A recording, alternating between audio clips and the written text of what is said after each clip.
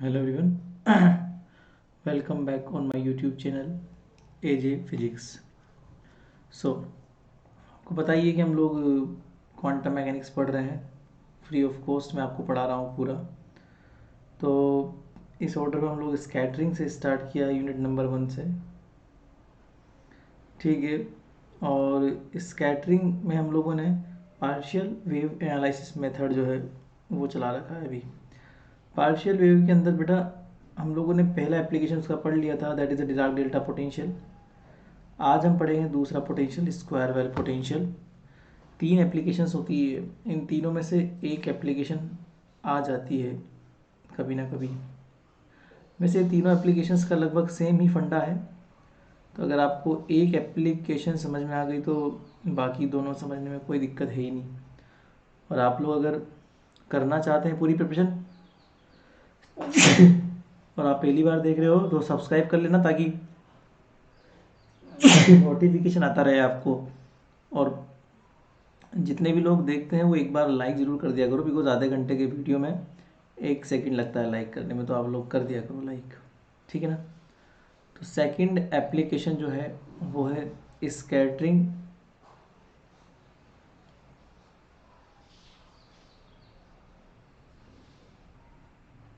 और एक और चीज़, आप लोग एमएससी कर रहे हो तो अगर आपको CSIR नेट का कंप्लीट प्रिपरेशन करना है तो आप लोग अनअकैडमी प्लस ज्वाइन कर सकते हो, क्योंकि अनअकैडमी प्लस के ऊपर मैं आपको कंप्लीट CSIR नेट का सिलेबस करवा दूंगा। उस एक सब्सक्रिप्शन में जो है आपको नेट, गेट और जेस्ट तीनों एग्ज़ाम का प्रिपरेशन करवाऊंगा, फुल प्रिपरेशन, है ना। और भी बहुत कुछ होगा एक ही सब्सक्रिप्शन में। तो आपके नए नए बैच स्टार्ट होने वाले हैं, तो आप लोग वहाँ पर जाके अनअकैडमी डाउनलोड करके और सब्सक्राइब कर सकते हो। आप चाहो तो ये एक रेफरल कोड है, ये भी आप लोग यूज़ कर सकते हो। ये रहा रेफरल कोड, इस रेफरल कोड को यूज़ कर लीजिए आप लोग, AKSHAYJ। आप इसको यूज़ करेंगे तो आपको ना 10% डिस्काउंट मिल जाएगा अनअकैडमी प्लस के ऊपर, ठीक है ना। तो ये भी आप लोग कर लेना। ओके, तो scattering from a square well potential.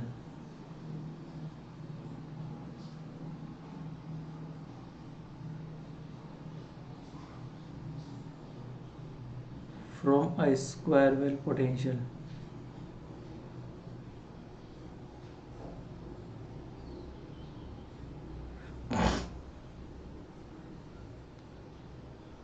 देखो, let the potential wave function, let the potential wave function मतलब potential for an attractive square well potential, for an attractive इसलिए बिकॉज पोटेंशियल नेगेटिव में जाएगा, ऐसा लाइक दिस, इसे attractive बोलते हैं। जब ओरिजिन से पोटेंशियल नीचे हो ना, that's called the negative potential, and वो स्क्वायर वेल पोटेंशियल की फॉर्म में है। नेगेटिव पोटेंशियल जो है वो हमेशा अट्रैक्टिव होता है, पॉजिटिव पोटेंशियल हमेशा रिपल्सिव होता है, ठीक है। तो अट्रैक्टिव पोटेंशियल है और स्क्वायर वेल शेप में है, सो attractive square well potential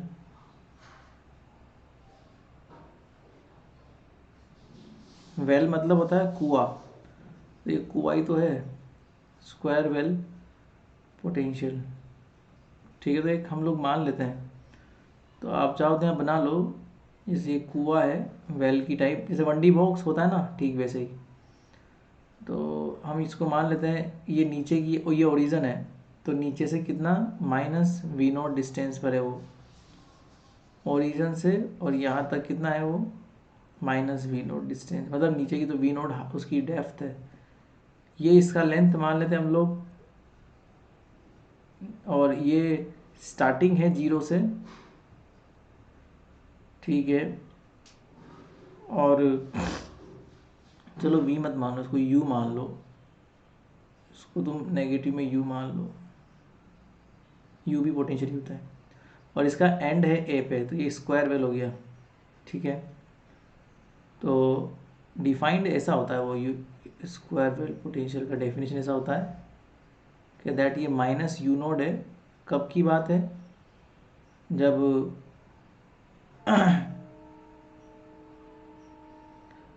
are less than ए है, मतलब इस ए से पहले पहले। जैसे आप ए से बाहर निकल जाओगे तो वहाँ पर पोटेंशियल बिल्कुल भी नहीं है, ज़ीरो पोटेंशियल। ठीक है, सो लेट अस कंसिडर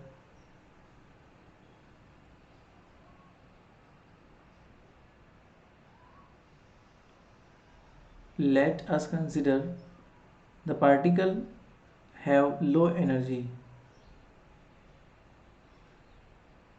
मैंने आपसे पहले कहा था पार्शियल वेव एनालिसिस मेथड जो होता है वो लो एनर्जी पे इफेक्टिवली काम करता है। सो समझ लो पार्टिकल है लो एनर्जी के ऊपर है, so the let the particle have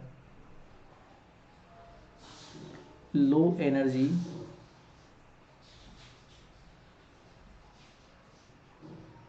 such that, और मैंने आपसे ये भी कहा था कि लो एनर्जी का मतलब क्या होता है, तो such that L is equal to zero.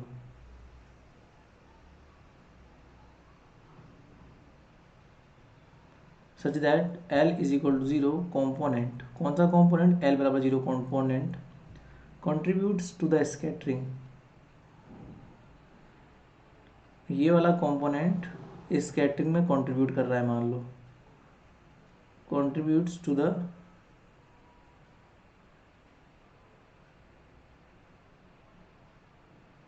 Scattering. ठीक है, suppose so using partial wave method, so using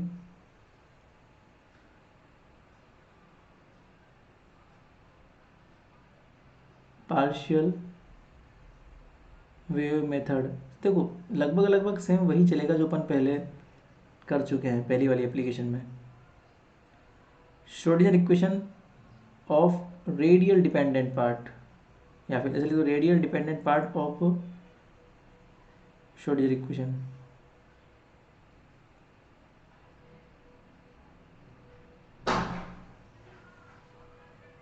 radial dependent part of Schrodinger equation.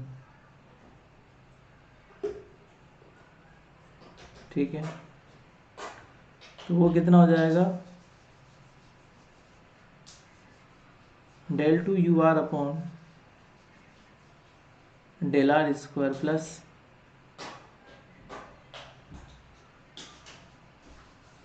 के square minus l into l plus one upon H cut square minus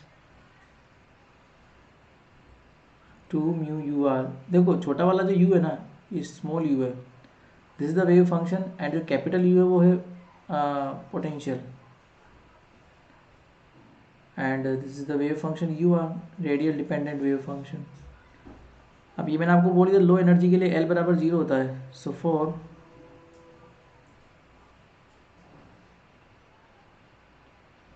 low energy L is equal to zero put कर दीजिए, तो वही बात है, या के square बचेगा। कल भी आपको समझाया था के स्क्वायर की वैल्यू क्या होती है, where K square is simply two mu E upon H cut square.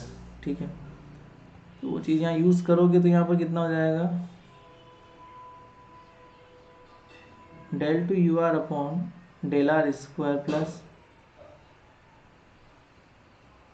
के square minus two mu u r upon H cut square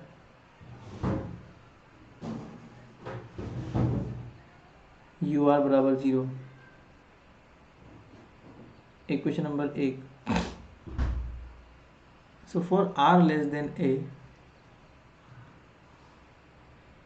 for r less than a, मान लो u r is equal to क्या हो जाएगा? Minus you note, जो हम लोगों ने ऊपर डिफाइन भी किया हुआ है, क्योंकि ए से पहले पहले पोटेंशियल नेगेटिव में है इस तरह से। तो अगर मैं आर लेस देन ए की बात करता हूँ, मैं पहला यही काम करने वाला हूँ। So equation one becomes equation 1 becomes, तुम लिख लिया करो ये लाइन है ना, इक्वेशन 1 बिकम्स, ये कितना जाएगा 2 mu U naught upon H cut square and simply U R. अब यहाँ पे हम लोग इसको एक और चीज़ मान लेते हैं, लेट्स के नोड मान लेते हैं इसको। So let K naught square is equal to 2 mu U naught upon H cut square simply. तो एक चीज़ हमारे सामने आ गई कि अगर हम इसको कैडेश बोलते हैं, k dash is what, so k dash is equal to के square plus k naught square, ठीक है। इक्वेशन नंबर 4, तो 4 से वैल्यू और 3 से वैल्यू आप अगर ऊपर पुट कर दोगे, so equation 2 becomes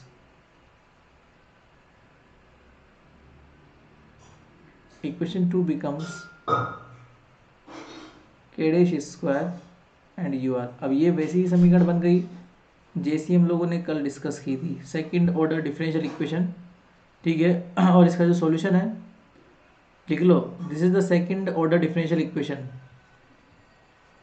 this is the second order differential equation having the solution like this, having solution, ये तो ये हो गया सॉल्यूशन, ये हम लोगों ने कल भी डिस्कस किया था, ठीक है। अब हम लोग करेंगे बाउंड्री कंडीशन यूज़। तो बाउंड्री कंडीशन वही वाली यूज़ होती है जो हम लोगों ने कल की थी, एट r टेंस टू 0, मतलब पहली वाली बाउंड्री पर wave function should be neglected. तो जब वैल्यू पुट करोगे तो 0 बराबर कितना हो जाएगा, a साइन 0 प्लस साइन 0 का 0 होता है, तो यहाँ पर कितना बचेगा, b बराबर 0। इक्वेशन नंबर इसको यहाँ पुट कर दो, ठीक है। तो जैसे आप b बराबर 0 पुट कर दोगे तो मेरे पास वेव फंक्शन का सॉल्यूशन आ जाएगा।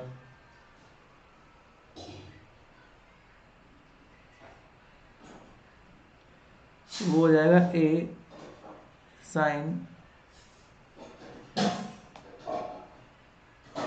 के डैश आर। तो ये कितना होगा, इक्वेशन नंबर 7। अब यही सेम काम अगर हम r ग्रेटर देन a के लिए करें, तो r ग्रेटर देन a में बच्चों बस समस्या ये है कि पोटेंशियल जो है 0 है। So for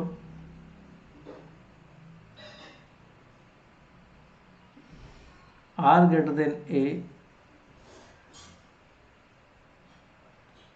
potential will be 0। इसका मतलब ये हुआ Schrodinger equation becomes del 2 u r upon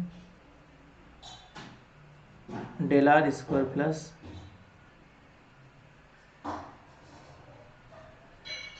बराबर 0, है ना। सेम वही इक्वेशन है जो पहले आई थी, एज इट इज़ वही इक्वेशन है, ठीक है ना। बस के डैश की जगह के आ गया और कुछ नहीं है, के डैश की जगह के आ गया। बाकी समीकरण नंबर 5 और समीकरण नंबर ये जो है लास्ट वाली, ये बहुत सिमिलर है। सो वही same second order differential solution वही सेम का सेम ही आएगा। इसका भी वो आया था r लेस देन a के लिए, ये आएगा r ग्रेटर देन a के लिए। बस कोफिशिएंट एम्पलीट्यूड चेंज होगा, क्योंकि जितनी वेव पोटेंशियल से पहले थी उतनी वेव पोटेंशियल के बाद थोड़ी होगी, कुछ ना कुछ घटेगी बढ़ेगी। तो एम्पलीट्यूड पहले a था, अब c हो जाएगा, और पोटेंशियल की वजह से कुछ ना कुछ फेस शिफ्ट तो आएगा ही आएगा। तो यहाँ पर डिफरेंस किसका आ जाएगा, देखो पोटेंशियल के बाद अगर आप आओगे तो वेव में कहीं ना फेस चेंज आएगा, क्योंकि पहले फेस चेंज था नहीं, क्योंकि पहले वेव स्केटर्ड हुई नहीं थी। बट अब जब पोटेंशियल से आगे आओगे आप, तो वेव जो है वो स्केटर्ड वेव कहलाएगी। उसको हम क्या बोलेंगे, स्केटर्ड वेव बोल सकते हैं ना। तो स्केटर्ड वेव के लिए साइन इसको बोल देंगे के आर प्लस डेल्टा नोड, क्योंकि डेल्टा नोड जो है उसमें फेस चेंज आ जाएगा। तो इक्वेशन नंबर 7। अब बाउंड्री कंडीशन की बात करते हैं। So using the boundary conditions, boundary condition use करनी पड़ती है क्योंकि हमें कॉन्स्टेंट्स की वैल्यू निकालनी है। So using the boundary conditions क्या हो जाएगी, तो पहली बाउंड्री मान लो r is equal to a पर है, तो ये तुम ध्यान रखना कि इस वाली बाउंड्री पर ना r is equal to a पर तुम्हारा जो फंक्शन है that is r greater than a वाला फंक्शन, और r लेस देन ए वाला फंक्शन दोनों बराबर होते हैं। चलो पहले लेस देन लिख लो क्योंकि तुमने पहले लेस देन पढ़ा है ना, तो r लेस देन ए वाला और r ग्रेटर देन ए वाला। बाउंड्रीज पर वेव फंक्शन कॉन्टिन्यूस होते हैं, ये मैंने आपको समझा ही दिया था पहले। तो जो a साइन के डैश r है तो r की जगह a पुट कर दो, यहाँ पर c साइन के ए प्लस डेल्टा नोड, ठीक है। इसी प्रकार से फंक्शन का फर्स्ट डेरिवेटिव भी क्या होता है, कॉन्टिन्यूस होता है। इसका मतलब ये है कि अगर मैं इस फंक्शन का डेरिवेटिव कर दूंगा मान लो r के रेस्पेक्ट में, कहाँ पर, r लेस देन a पर, तो वो भी जस्ट कॉन्टिन्यूस हो जाएगा r ग्रेटर देन a। और ये सब बाउंड्रीज पर चल रहा है, एट द बाउंड्री। तो जब मैं डिफ्रेंशिएट करूँगा इसको a साइन के डैश r को डिफ्रेंशिएट करो r के रेस्पेक्ट में, तो के डैश आगे आ जाएगा। और साइन का डिफ्रेंशिएशन होता है कोस, और के डैश आर का मतलब फिर ए पुट करना पड़ेगा ना बाउंड्री के लिए, तो के डैश ए। ठीक उसी प्रकार से सी, और वही साइन के ए के आर प्लस डेल्टा करोगे तो आर के रेस्पेक्ट में तो करोगे तो आर का मल्टीपल जो है वो के बाहर आ जाएगा, और कोस वही बाउंड्री पर रखना पड़ेगा आपको, तो ये डेल्टा नोट। Equation number 9। मैंने कुछ नहीं किया, मैंने जस्ट इस फंक्शन को, ये जो फंक्शन लिखा हुआ है ना r लेस देन ए पर, इसको मैंने क्या किया, पहले r के रेस्पेक्ट में डिफरेंशिएट किया, ठीक है ना, और r के रेस्पेक्ट में करते ही बाहर आ जाएगा। फिर मैंने बाउंड्री की वैल्यू पुट कर दी r इज इक्वल टू ए की, तो मेरा ये वाला आ गया। ठीक उसी प्रकार से मैंने यहाँ भी वही सेम किया। अब मैं कुछ नहीं करूँगा, मुझे फेज शिफ्ट निकालना है। क्यों निकालना है, क्योंकि टोटल क्रॉस सेक्शन निकालने के लिए फेज शिफ्ट निकालना बहुत ज़रूरी है। तो मैं एक काम करता हूँ, फेज शिफ्ट निकालने के लिए डिवाइड करता हूँ। किसका डिवाइड करता हूँ मैं, 8 में 9 का डिवाइड कर देता हूँ। तो ऑब्वियस सी बात है, साइन अपॉन कोस कितना हो जाएगा, 10 हो जाएगा। सो ये हो जाएगा 10 के डैश ए अपॉन के डैश बराबर क्या हो जाएगा, 10 के ए प्लस डेल्टा नोड अपॉन के। थोड़ा सा और आगे जाओ, हम ये बात जानते हैं, इस के को उस तरफ ले जाओ तो के अपॉन के डैश, और ये हो जाएगा 10 के ए।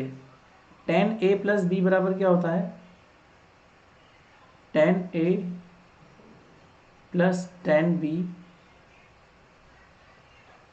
अपॉन 1 माइनस 10 ए 10 बी, यही होता है फॉर्मूला, ठीक है। थोड़ा और आगे इसको सॉल्व करेंगे तो कुछ नहीं, केवल आपको जो है मल्टीप्लाई करना है, इस टर्म का जो है इधर मल्टीप्लाई कर दो, इस डिनोमिनेटर की टर्म का यहाँ मल्टीप्लाई कर दो। तो पहले 1 से मल्टीप्लाई करोगे तो के अपॉन के डैश, ठीक है, एंड माइनस के अपॉन के डैश 10 के dash A multiply with the 10 के ए बराबर 10 के ए प्लस 10 डेल्टा नोड। अब बात ये, हम लोग हमेशा लो एनर्जी स्कैटरिंग की बात करते हैं। सो for low energy,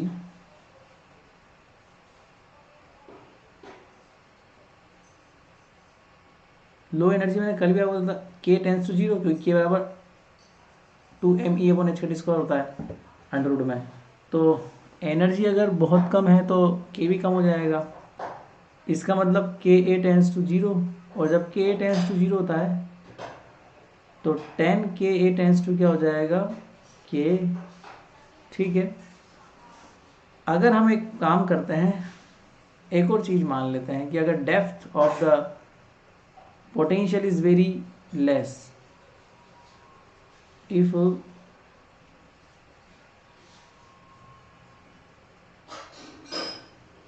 depth of the potential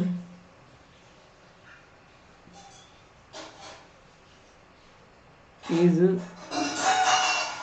very less, तो मतलब ये मान लीजिए कि ये जो डेप्थ है ये बहुत कम है।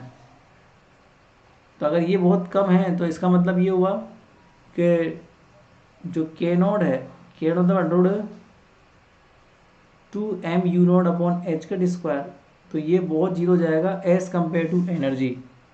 तो इसका मतलब ये हुआ कि हम लोग ये बोल सकते हैं के डैश स्क्वायर हमारे पास क्या था, के स्क्वायर प्लस, तो K naught square can be neglected as compared to के square, so K dash square approximately क्या हो जाएगा, के स्क्वायर हो जाएगा।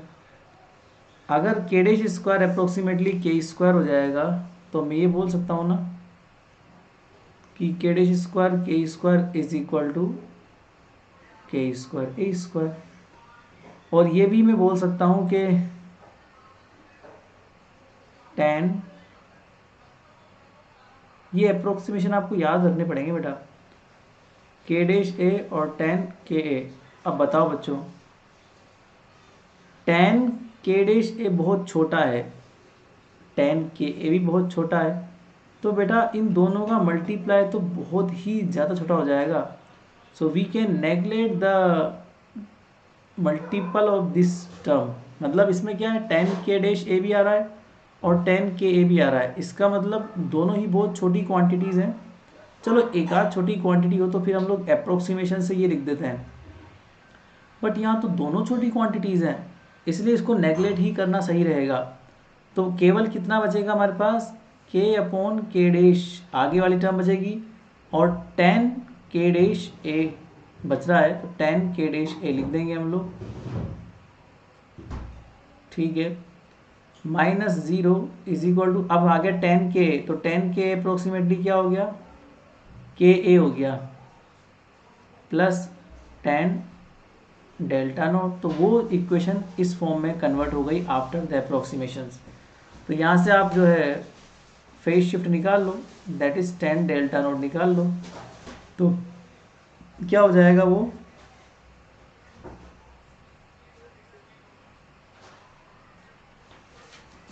टेन के डैश ए माइनस के ए, फिर आप लोग थोड़ा सा और निकाल लो, so 10 delta naught is equal to कितना हो जाएगा, एलसीएम ले लो इसका, सो के 10 के डैश ए माइनस के डैश के ए अपॉन के डैश। अब रुको, अब हम लोग निकालते हैं टोटल क्रॉस सेक्शन, तो लिखना एक line, total cross section sigma T is equal to हम लोग जानते हैं कितना होता है, 4 pi upon K square and summation of L बराबर 0 से इन्फाइनाइट 2l + 1। अब लो एनर्जी स्कैटरिंग की जब बात आती है, so for low energy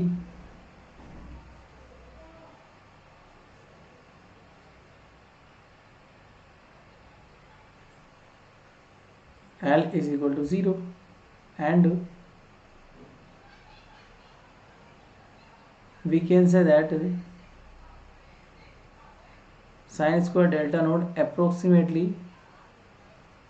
delta naught, और ये भी किसके बराबर होता है, 10, क्योंकि लो एनर्जी में क्या होता है, 10 और साइन दोनों सेम होता है, 10 इज अप्रोक्सीमेटली साइन, और दोनों डेल्टा नोट के बराबर होते ही हैं, तो हम लोग साइन को 10 के अप्रोक्स लिख सकते हैं। सो फॉर लो एनर्जी, क्योंकि होता क्या देखो, टेन थीटा बराबर क्या होता है, sine theta upon cos theta. अगर थीटा कम होता है तो साइन थीटा बराबर थीटा होता है और कोस थीटा 1 होता है। तो बेटा जब टेन थीटा बराबर भी थीटा आ रहा है, साइन थीटा बराबर थीटा आ रहा है, तो क्या मैं साइन को टेन के बराबर नहीं लिख सकता? अगर थीटा छोटा होता है तो लिख सकते हैं। तो इसीलिए हम लोग सिग्मा टी बराबर क्या लिखेंगे, 4 पाई अपॉन के स्क्वायर, ये तो हो जाएगा 1 और ये हो जाएगा टेन स्क्वायर। अब ये टेन की वैल्यू ऊपर आपको दिख ही रही है, जो ऊपर वैल्यू आपको दिख रही है वो वैल्यू को सीधा नीचे पुट कर दो।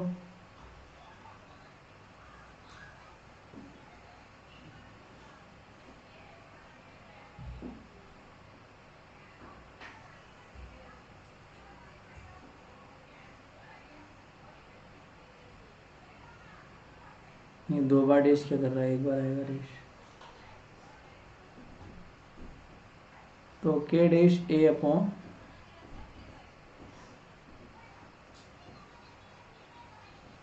के डैश। अब इसके बाद में जो है मतलब लास्ट चीज़ लिख लो जिसमें तुम्हारा काम हो जाएगा। तुम चाहो तो यहाँ से ए को बाहर ले सकते हो,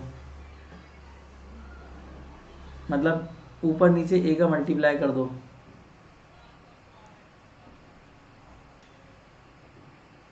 four pi upon K square के ए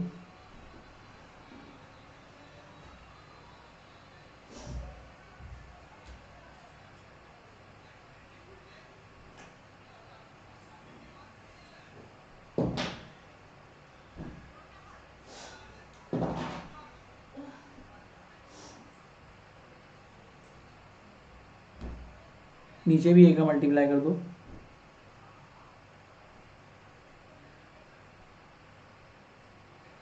दैट्स इट, इतना ही पूछता है वो।